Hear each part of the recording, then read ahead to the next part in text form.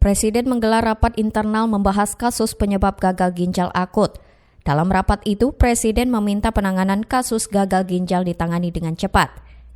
Meningkatnya kasus gagal ginjal akut pada anak menarik atensi dari Presiden Joko Widodo. Presiden pun memanggil sejumlah menteri ke Istana Negara untuk membahas penanganan kasus gagal ginjal.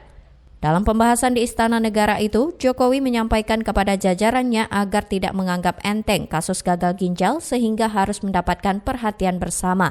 Kepala negara pun meminta peredaran obat yang diduga mengandung zat pelarut berbahaya dihentikan terlebih dahulu. Siapkan pelayanan kesehatan untuk masalah ini. Juga siapkan pengadaan obat-obatan yang dapat mengatasi, menangani dari gagal ginjal ini. Dan juga saya minta diberikan pengobatan gratis kepada pasien-pasien yang dirawat.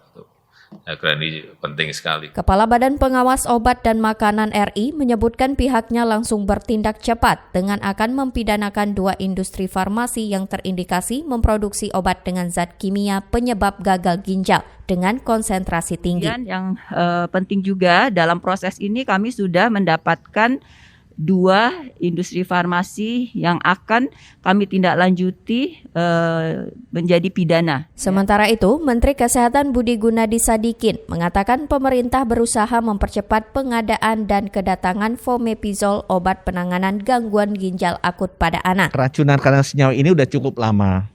Dulu ada beberapa metode perawatan yang dilakukan. Tapi Fomepizol ini adalah yang paling baru dengan efikasi yang paling tinggi. Berdasarkan research dari para ahli farmakologi Indonesia. Rejimnya diberikannya, standarnya sesudah diberikan itu ada 4 kali pemberian selanjutnya. Jadi dia dalam bentuk vial, vial tuh kayak tabung kecil gitu ya dari gelas. Nah, 1 anak diberikan 1 bertahap, 1 di awal, kemudian 4 kali pemberian sesudahnya. Obat ini telah diuji coba kepada 10 dari 11 pasien di RSCM Jakarta. Hasilnya, kondisi pasien membaik dan sebagian stabil. Kementerian Kesehatan memastikan obat tersebut akan diberikan secara gratis.